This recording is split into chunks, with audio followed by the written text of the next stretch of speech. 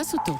Le vrai faux de l'info de la matinale avec Jean-Philippe Ballas. Bonjour Jean-Philippe. Bonjour Thomas. Ce matin, des vacances à Cuba. Oui, avec Alexis Corbière, le secrétaire national du parti de gauche, invité hier matin sur Sud Radio.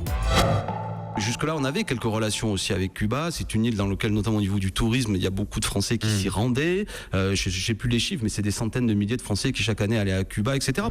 Des centaines de milliers de Français chaque année allaient à Cuba. Affirmation d'Alexis Corbière. Mais c'est vrai ou c'est faux, Jean-Philippe ?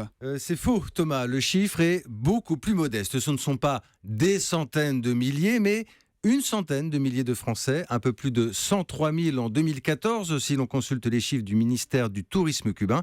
Pour vous donner un ordre d'idée, nous sommes 10 fois plus nombreux à être allés en vacances aux États-Unis, par exemple. Mais on dit aussi que le marché du tourisme va forcément se développer à Cuba, là. Vous avez raison, il suffit d'ailleurs de regarder la courbe pour constater qu'au fil des années, le nombre de vacanciers augmente sur l'île.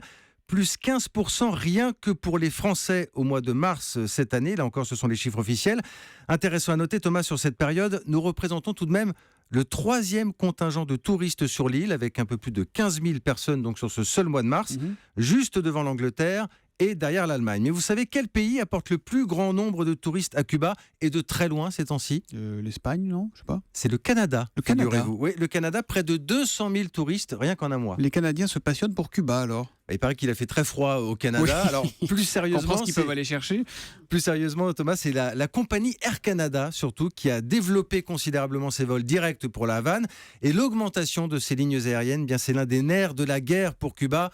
Avec les hôtels, évidemment, il y a encore peu de grands établissements installés. À la Havane, c'est plutôt la tradition, on le sait, des chambres d'hôtes. Ça a son charme aussi. C'est la vraie Havane. Là encore, il y a du potentiel, en tout cas, pour les hôtels.